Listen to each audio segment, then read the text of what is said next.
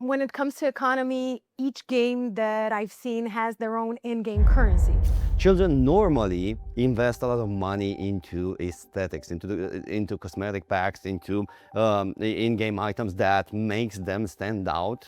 Parents prefer to give their kids a credit card, thinking that what can happen? It's $1. You can't really forbid it, right? You can't say to the kids, no gaming for you.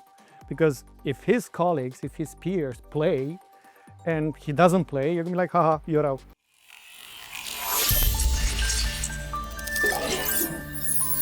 Right, everybody, welcome back to our new episode of our podcast, Cybercrime from the Frontline. Today, we're talking about in-game scams and fraud, and especially focused on kids. So for that, I have my usual suspects. Thank you guys for joining, but more so even, we have a new guest on our show, Ioana, and then we have Katalin and Bogdan. Please tell me a couple of things about you, and That's a tough one. Hi, everyone. I'm Ioana. I'm a product manager here at Bitdefender, and I'm here to talk to you about the emotional component of in-game scams. Well, hello, everybody. I'm the Chief Security Strategist for Bitdefender. Katalin is my name. And as I've been in other shows, we're going to be talking about cybercrime in general, but also on the specifics in the gaming industry. Hi everyone, I'm Bob. I've been with Bitdefender for the past 17 years. I'm a director of threat research at Bitdefender, and I'm looking into malware. awesome. So thanks guys for making it. It's a very interesting topic. It's very specialized as well. It's kind of crazy to think about. Now, I am sort of a gamer myself-ish. Like, I do play a couple of games. I know if we ask people are going to say they're not gaming, but then just a kind of an impromptu question here in our studio, a lot of people actually do play various games.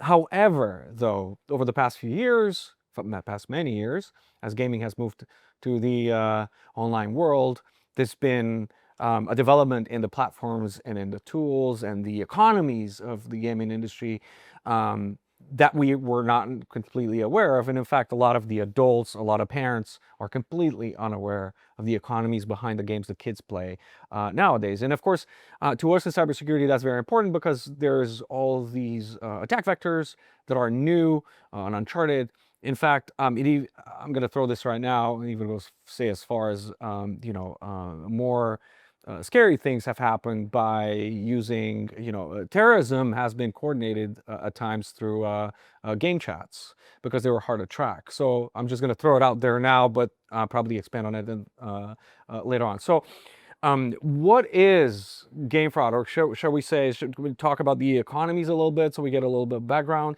And then what is it that we see and we can do about the phenomenon? So when it comes to economy, each game that I've seen has their own in-game currency, right? Whether we're talking about Robux or V currency or I don't know what other name.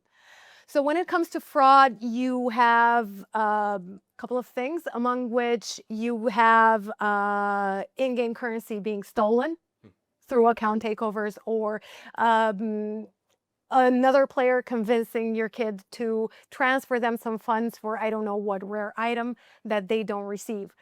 Some games also use this in-game currency to either boost chances for winning or to get some extra time for extra moves for whatever.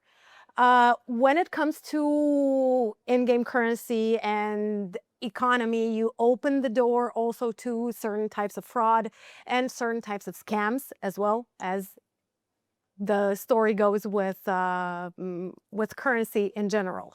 So what I've seen lately is that typically there are some websites that are advertised through Discord channels, through in-game chats, and the message goes along the lines of, hey, click here to claim your free insert in-game currency here. The problem is that the kid clicks on that link. They get a nice little screen with select your amount of currency, and it's 3,000, 5,000, 10,000, and other amounts. But when they click on claim, they get routed to another website where they see, hey, watch this ad to get your coins here, or take this quick survey. and it's not so It's not free. yeah, it's never free. There are no free lunches. Do they actually get the currency? No, they don't. Of course. It's always click here to take this last survey, and then you're done. And it's never the last survey. And they end up giving their real name, their real address. They might even end up inserting their parents' credit cards. So that's fascinating. In fact, there's a lot of, just kind of looking back, most of online games are free, I assume. To my knowledge, there's a lot of free games that do build on top of in-game currencies to purchase, like you said, rare items in the game, skins or who knows what tools or whatever. Some of them are purely cosmetic, but they do help in boosting, the kids. And let's be frank here, it's not just kids, but we're focused on that part of the game community. So it just, it's a morale boost maybe on it's a prestige item when it comes to skins, but there's also pay to play, different items that actually make you win at the game in front of other players, which might be seen as unfair.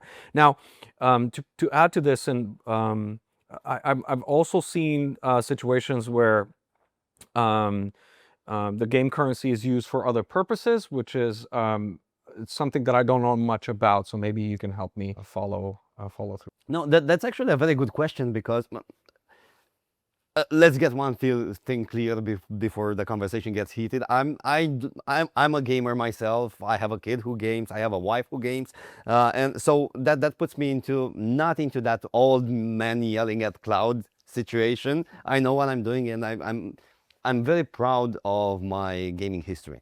What I noticed as a proud parent of a pre-teenager is that children normally invest a lot of money into aesthetics, into cosmetic packs, into in-game items that makes them stand out from the crowd, while adults normally spend money to compensate for actions that would take a lot of time to accomplish. Or lack of skill. Yeah, take Pokemon Go, for instance, right?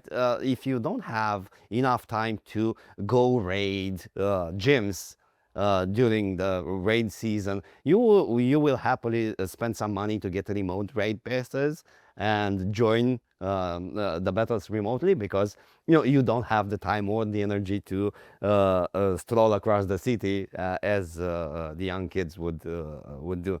But once you do that, either you purchase a cosmetics pack, or you purchase goods that make you advance faster in the game, you attach your credit card information to the game.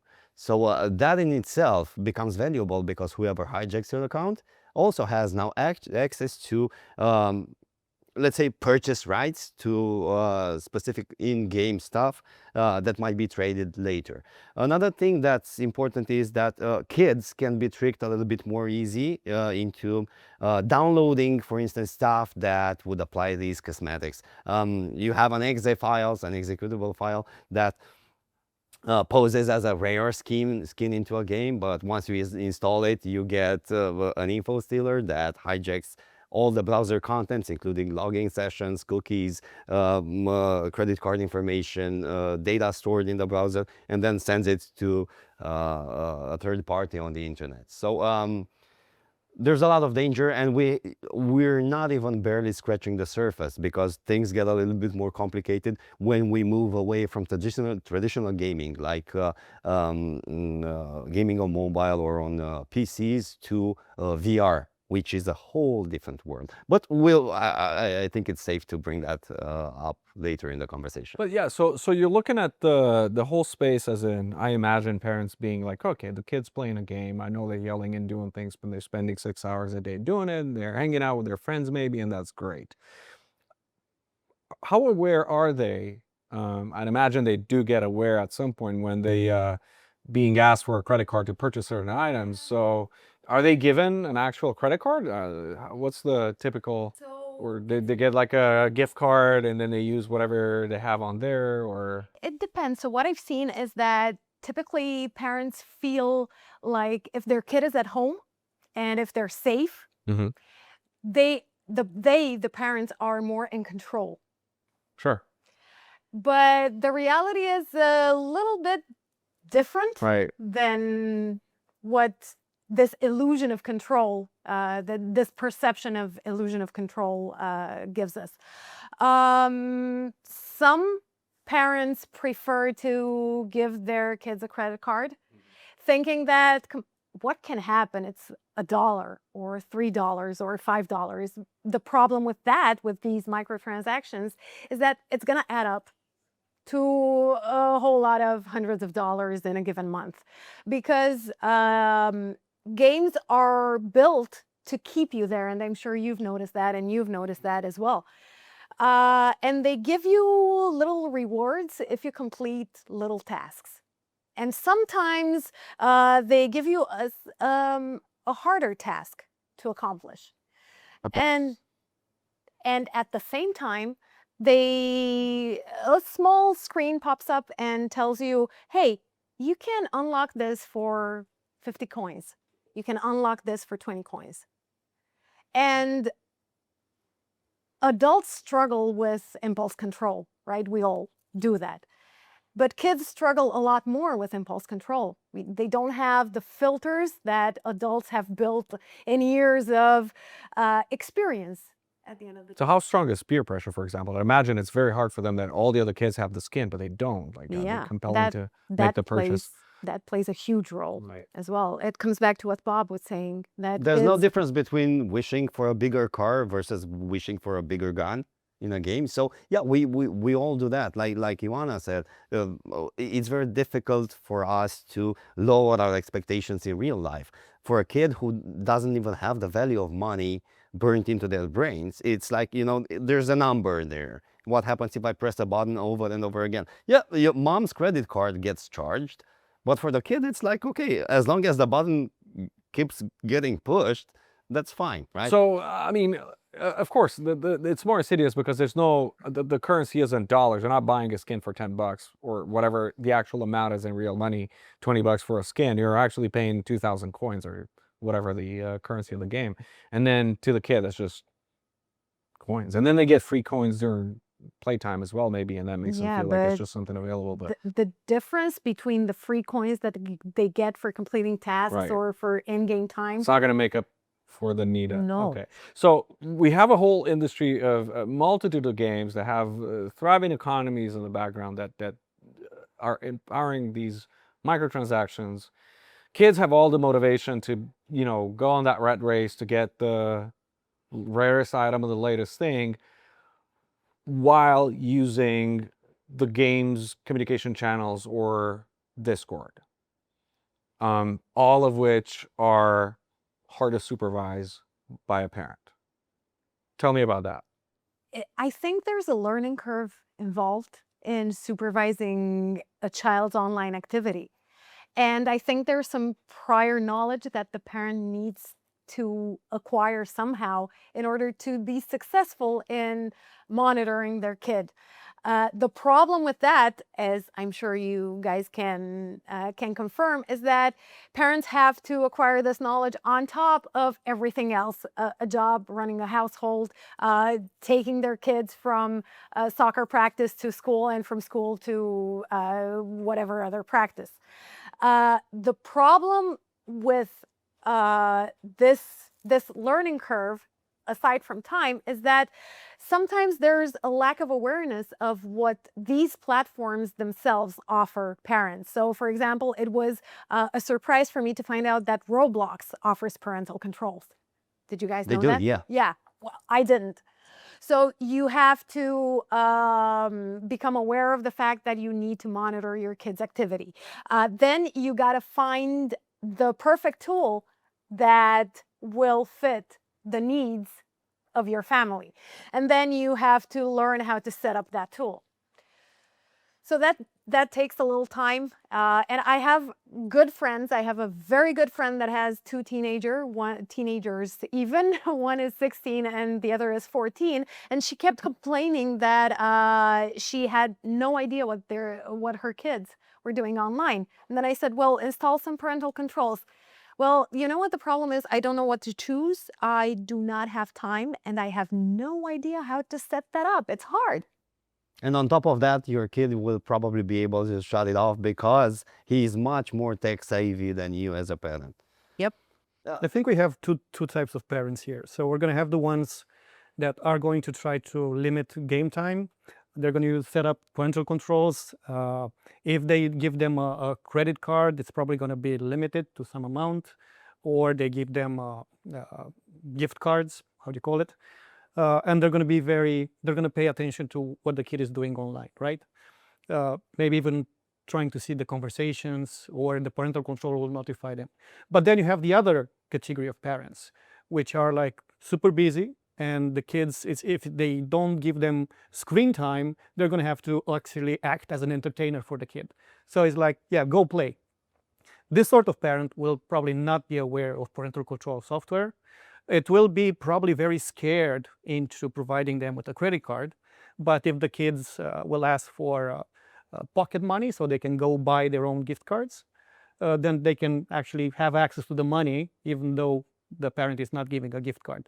So you have these two types of parents, and the second type will not know what the kid is doing online. He's going to be like, here's with his computer or the phone or the tablet, so I can cook, I can clean the house. And he's safe at home. Yeah, exactly. He doesn't running go around. anywhere. Exactly. Which brings me back to my initial remark about VR. Gaming used to be done in the open on the family PlayStation, or back into the living room computer, or at least on the kid's mobile phone, whose screen can still be seen from time to time. But when the kid plugs in a headset, and whatever happens there is between him and the pancake lenses that he looks into, you're completely isolated, and you'll see him like wave his hands or do some sorts of gestures that you will not be even able to translate into what's going on into the movie, unless you're asking the kid to stream whatever he's doing on the family TV. He's completely isolated, and behind that isolation, it's not just fraud or harsh words. Bullying is a little bit more personal when you get surrounded in the virtual environment. I know that because it happened to me, and I'm a 42-year-old adult who was tasked with keeping my kid streak while he was out on Aikido camp. And I was like, okay, I can do that for you. I've been playing on modems. I've been loading my games from cassette tapes. How difficult can it be to push a button into a virtual computer once I put my headset on? I couldn't even move correctly because I didn't have the gestures for that. And B, all of a sudden I get surrounded by people asking for items that are, hey dude, do you have anything for me? Because these kids had to exchange items in order to do their daily tasks. And do you have a fuse gun, I think, or something like that? And I was like, hey, who are you, and why are you surrounding me? You're in my space. And they were like, hey dude. Yeah. So I mean, gaming is also the origin of swatting, right? So I mean, it can have significantly distressing effects when it comes to that. To explain what swatting is, when kids call the task force of a police task force on the other kids just because they get pissed off at the game. And I think that's the modern equivalent of, I'm going to DDoS you to take you off the internet. Well, the police will take you into custody, so you will no longer be part of the game. Right, and I still hear it a lot. I feel it's one of those threats that kids throw around, like, oh, I have your IP and I will find you and whatever. And that's probably not easily done today, but still lingers. So that's part of the bullying situation, I guess. So now that I think we kind of getting a better understanding of what the space looks like and what's going on. It's obviously what it looks like to me is like these are deep worlds that have their own rules, and most of the people that do not have access or are not gamers have no understanding of what's going on there, especially parents. So what before we discuss more about what can be done or what safeguards there are, or just regular education. You started telling us a little bit about the kind of threats there are and scams that exist. Can you walk us through other forms of scams or other issues that have a impact on the kids or the economies of the family as well? Aside from your run-of-the-mill scams where you get, hey, start your free trial here, or buy this once-in-a-lifetime skin here, and lo and behold, they charge your parents' credit cards. There's also what Bob touched on a little bit earlier, and that's bullying. So a lot of parents think that if their kid is at home in their room and playing, they're really safe, nothing bad could happen. It certainly beats sending your kids to the park without adult supervision. Well, actually, it's just like sending your kids out in the park with adult supervision and exposing them to predators. Predators who unfortunately exist in real life have moved online and use in-game chats and use Discord to recruit their victims. So they, aside from financial scams and losing their in-game currency, losing their rare items, or even account takeovers, there's also the danger of getting bullied and becoming a victim to a predator. So from my gaming life, which is limited, I know there's a whole market of accounts that are sold on different markets for people who want to cheat or just want to abuse games. And those are harvested off of regular kids sometimes. They are sold with PIIs included. And then they get used for different things. So I want to straight up three things here. First, for those who don't know, I just don't want to assume people are aware. Discord is a platform that people use to communicate via voice or text. And it's often used in conjunction to playing games, obviously. It provides these rooms where players can have their privacy to discuss. They're less monitored. So for example, an in-game chat, be it a voice chat or otherwise, or is sometimes moderated and won't allow different language, but Discord is more freeing that way. So that's another avenue that's hard to monitor, right? And then another thing that I want to say is, like, you said Roblox, and we're going to have a parent who's going to be watching and be like, okay, my kid doesn't play Roblox. I don't need to worry about things. But in general, I think it's safe to assume that any online game right now is just prohibited. That's that's a great question, because my team often talks to Catalin's team about what's going on the dark web. And the dark web is just one of the many avenues, markets, where access to gaming accounts gets sold. We've seen, like, it's one of the highest trending type of digital good that's being passed over to the internet, together with potentially attached credit card information. Like, once you're getting access to the account, you're also getting access to their goodie bags, skins, weapons, in-game items, and so on, as well as with a blank check to purchase different stuff if that game has a credit card attached on the server. So imagine now that these accounts can be built from scratch. Like, I'm building an account, I'm going to attach a credit card that Hackerman has illegally obtained from somebody else through phishing or through different other ways, keylogging, info stealing, and so on. Or can be a real game, or can be a real account that somebody has put in hundreds of hours or thousands of hours of work in it, and they have developed it really, really nice, and they have rare items. So I think that the second one is actually the most painful, because it's not just about money, it's about a victim who's whole game history gets taken away from them. So we're talking about a sort of an identity. I've been touching on this subject in our previous podcast, but I think it's worth mentioning for people who are just discovering it, that I started playing Pokemon Go in 2016. I have some rare ones collected from wherever I traveled across the years around the globe. There are different types of Pokemons that are not accessible in your home market.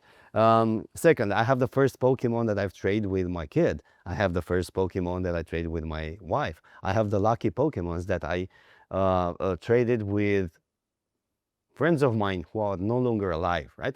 That's some kind of memory and history that's being denied to me, and that's because I have clicked the wrong link or that I have filled in the wrong form. And that's some sort of emotional abuse that only gamers can feel. It's easy to explain. Imagine many people have Facebook accounts, Instagram accounts, and they're free. They don't really pay anything about it. They just upload their, like it is their altar of, who am I and as a person. And if they get locked out because of a hacker or a scammer, they do suffer only because they lost access to that, right? They're desperate. Imagine this is something easy, but imagine your example where they put hundreds of hours of work or money and so on. So for a gamer, it's like losing someone. Yes, of course.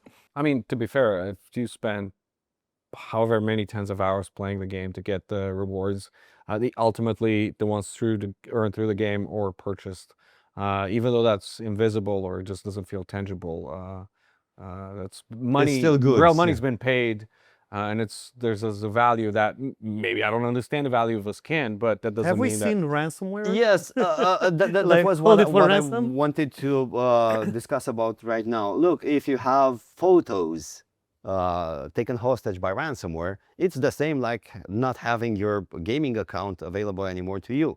It's the same. Digital goods versus digital goods, non-availability versus non-availability. No, I was thinking of something like, okay, you want your account back? $1,000.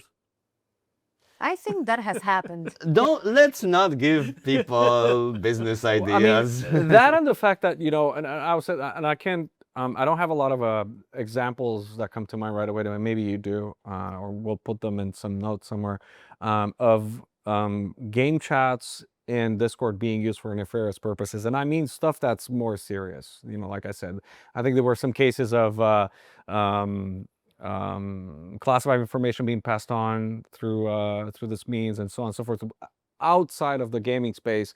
And so what I'm trying to outline here, if they're being used for that and they're hard to track, can you imagine how hard it is for parents to track just something as simple as playing a game? So if you have any examples, I'd love to discuss them a little bit. Or if not, I think 99.99% of the parents do not know what Discord is.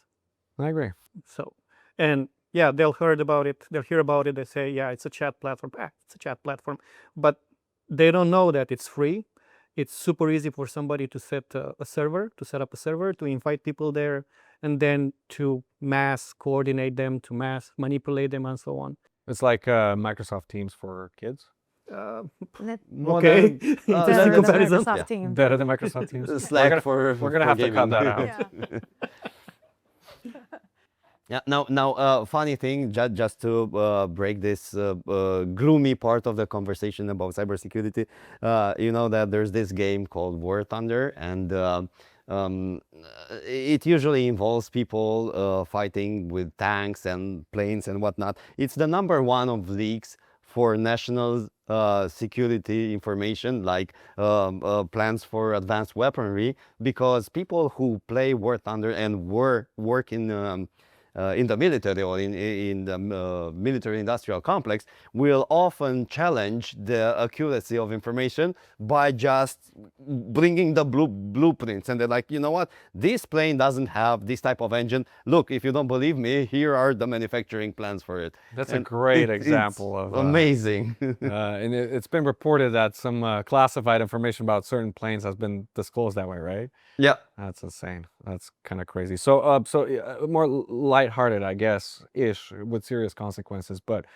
even with that, sextortion, that's also a concern. Yeah.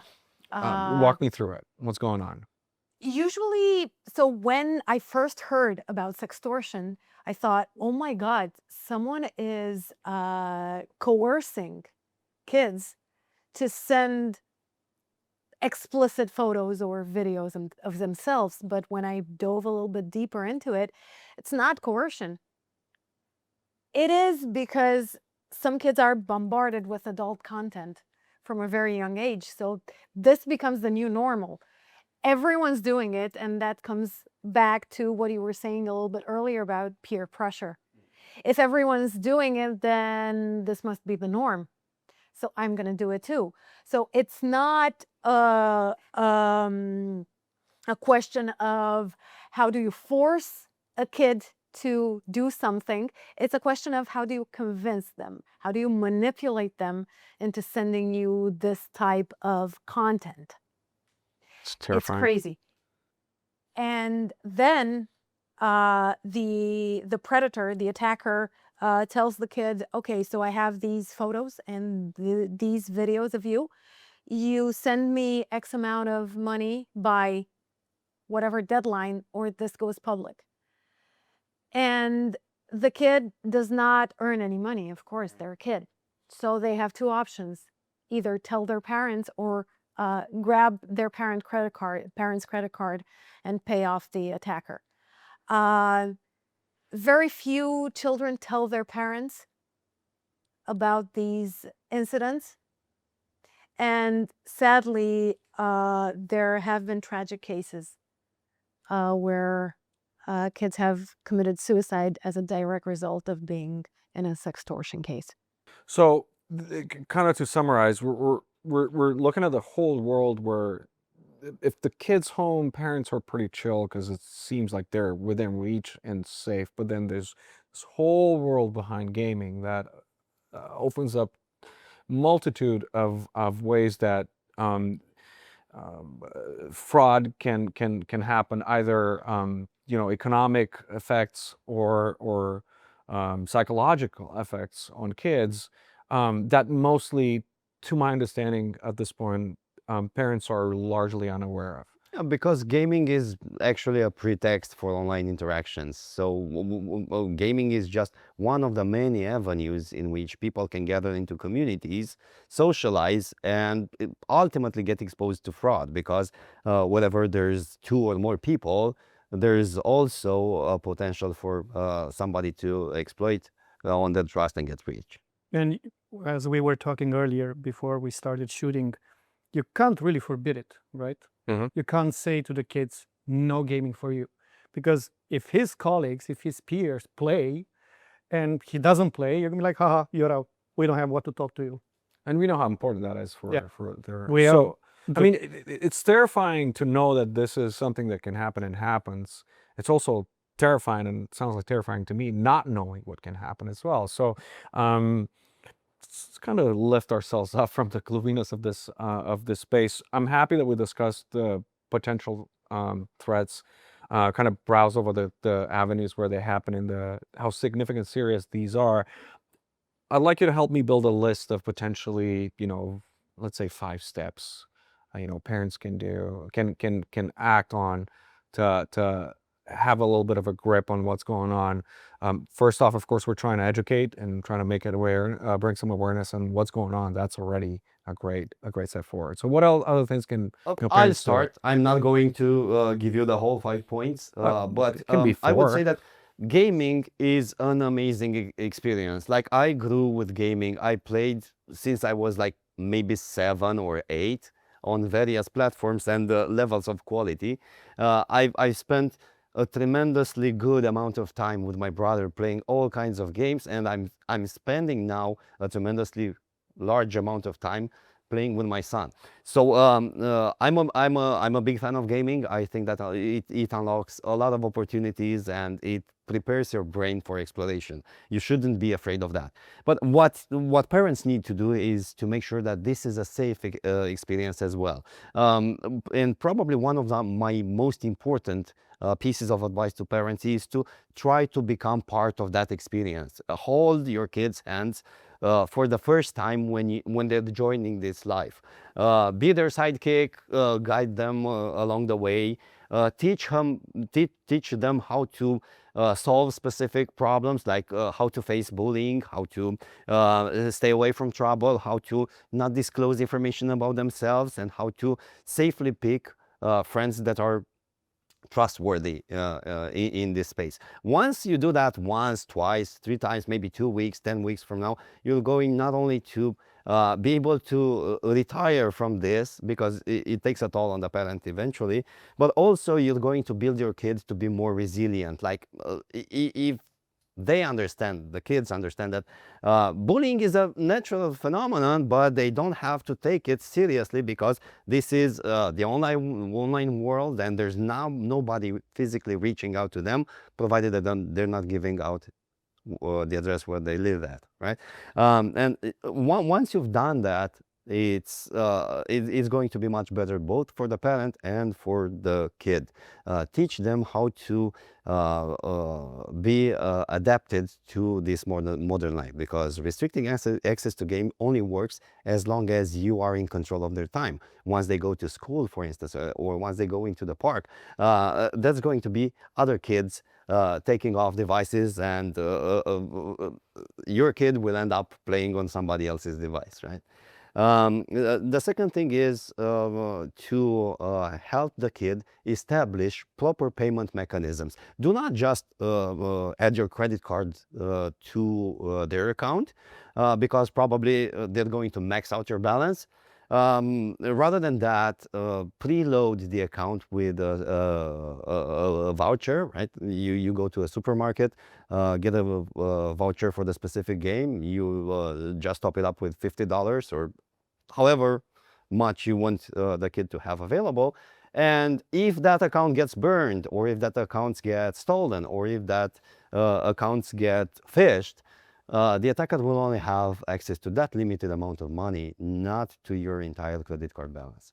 So in short, basically, the parent must play. That's a very noble cause. Play with your It's kid. not for you, it's Play with for your the kid. kids. It's fine. I'd say talk to your kid. I'd say talk to your kid about their online world, Right. about their games. At times it's going to be boring. At times you're going to discover a whole different world. Why not? Maybe they'll get you to play the game. And the second point I'd like to add is that the sooner you teach your kids that if it sounds too good to be true, it probably is, the better. Yeah, the only point I can add to that is make sure that what happens in the game stays in the game. So make sure you have control of the device. So if somebody from the game asks you to go to Discord and then to download something and to install something, they can, the attacker can do whatever they want. So if you make sure this cannot happen, they cannot infect the device, they cannot allow remote access to the device, I think that's one step further, that you keep it out from some part of the scams. And this is where a cybersecurity solution kicks in, actually, right? It prevents you from leaking out information, it prevents somebody from taking over your computer, and it prevents somebody from running an info stealer and stealing more than in-game information. Here's a quick shout out to all the games and gaming companies who have implemented a short online safety guide as part of the onboarding. I've seen that more and more in the massive multiplayer games in the past few months, in which new people joining the game are taken through an online quiz, like what do you do if a stranger approaches you and asks for your account password? And that's a very good primer that allows the kid to get in the game in a safe manner, right? I would like to see that adopted universally across games that are designed for kids. And repeat it. I mean, the same way we do the security information training every year, maybe the same thing has to happen. And every once in a while, you get enrolled into the cybersecurity exactly. awareness and you training. can make it fun. This could be one of the challenges to get some points. So complete this security awareness training and you get 1,000 something. So there's always a debate online about, for example, just endlessly scrolling, the doom scroll of, I don't know, whatever social media platform you have, and they're often compared to spending time gaming. In my opinion, but I'm not a professional on this, and it's just my personal opinion. I think gaming brings a little more to the table than just doom scrolling. There's different parts of the brain that a game might activate, and there's creativity, problem solving, so on, socializing, that might be more valuable than just consuming random content. And if you do it professionally, you can actually make money You from make gaming. money. However, I think there's something to be said about limiting game time from a parent's perspective. I'm not sure. I'm definitely not qualified to speak on this, but is that something that we should I consider? think we when should we're limit screen time in general, screen time. not necessarily just Right. gaming. Because yes, maybe for some parents it's quite difficult. They have 2 full-time jobs. I don't know. They work so much. They come home. They want to chill a bit, breathe, and imagine that if you tell them, yeah, okay, now cut the screen time, cut the internet, talk to your kid, do something fun together.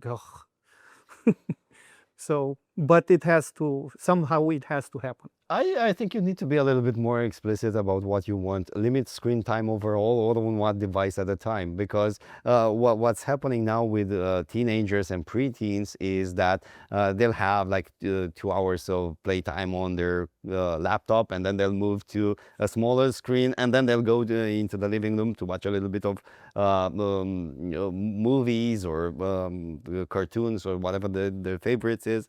And then probably they'll go back to the laptop to do homework.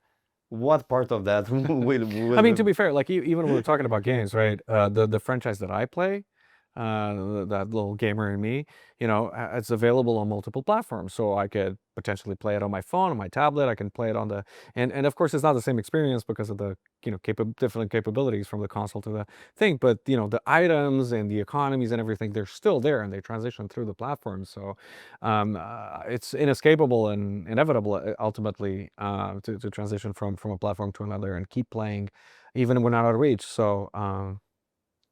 I guess that what I was trying to convey is that probably we're going to have to limit somehow the relaxation time and the not constructive time spent on the computer, because we'll pass that choice once we are now offering kids educational materials and school homework to be done on the computer. I mean, I don't want to vilify anybody, but to be fair, I think it's more, there's more dopamine to get the new skin than doing the homework. So Yeah, what kids loves homework? Come on. yeah. So that's always a concern. Now, I know, and I'm thankful, and I know that I can always reach out to you guys to ask you more things about the space. I've learned a lot by talking to you about this. Seems to be an even bigger a conversation that we can have today. I want to thank you for feeding me this information. I hope it's been helpful for everybody watching as well. If you want to add one last thing, what would it be? Talk to your kid. Definitely. And let them talk to you. They will tell you a lot of things without even you having to ask for it, but you'll have to listen for that. I like the idea that you said as well, playing with the kids. I think that's great. I think it's a very cool social, relationship building with the parents as well. So, And I can also add a point here. So when we talk about, because the podcast is cybercrime, right? When we talk about cybercrime, if we're talking about ransomware, business email compromise, all that kind of stuff, you make a police complaint, somebody will investigate, somebody will take care of the problem. Some people will get prosecuted and so on. You're not going to make a police complaint because somebody stole your online account game, right? So that's not going to happen. Nobody's investigating these sort of things. So talking to the kid and playing with the kid is the only way to actually combat that. I love that. And I want to thank you guys as well, again, for joining and educating me on this and educating everybody else.